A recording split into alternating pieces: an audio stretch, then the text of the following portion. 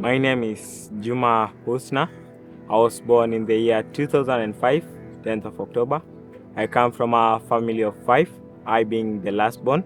I live in a single-parented family where I only have the mother. I was born in the slums of Kibera, where I lived with my mother. Life being in Kibera slums was not that much easier. It was very difficult since the living standard was very high. She worked under a little bit salary that could not sustain the family of 5 children.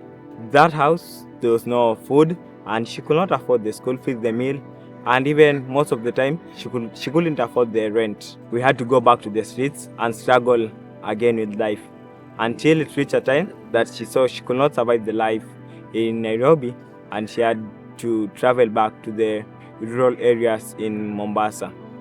In Mombasa, where she came into the slummy houses, and still in Mombasa, life was not any much better because everything got even worse than we could imagine before. The life in Mombasa, which people thought that it could be simple and maybe good, although it was cheaper compared to Nairobi, but then she never had even the cash again. So the life became more and more harder.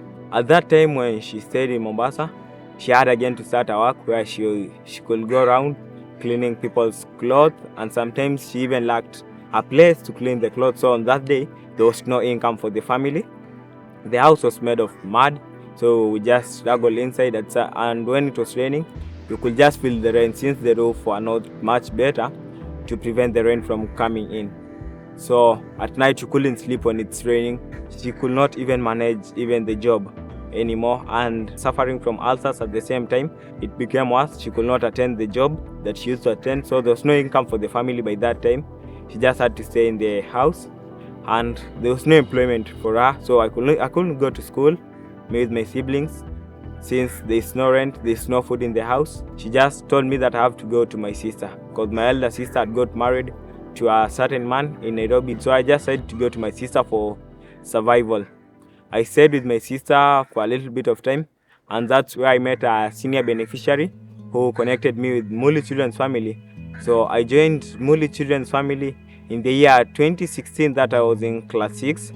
I got fatherly love from Daddy Mully and the best motherly love from Mama Esa, and I got a lot of siblings whom I could play and I enjoyed time with them. I got education all the time when I needed it. I got food, which it was a problem at our home, shelter, spiritual love, spiritual nourishment I got from MCF. So it really changed my life and I really transformed. Being in Mully Children's Family, I got to nurture my talent on poetry. That's when I knew that I could best reciting poems, and I started doing drama, and I did journalism where I could do it on school days. And currently, I'm transferred to MCF Vipingo, where I serve as a teacher.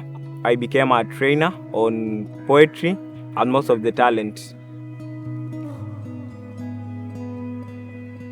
I'm planning on joining Mully College and take a course on ICT, that's Information Communication and Technology.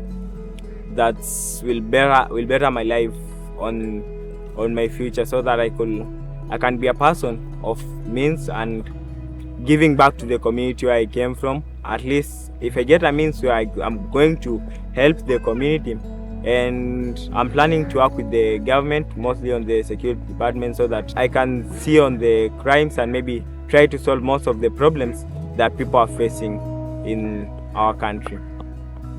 I would like to thank you a lot for the sponsorship that you have provided for us, because it has really made us gone far. It has really supported us a lot, not only in MCF but in a bigger part of Kenya.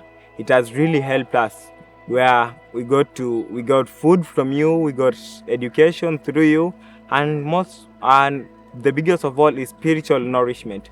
We got it from you. So God bless you, and may He protect you and always bless your warm heart.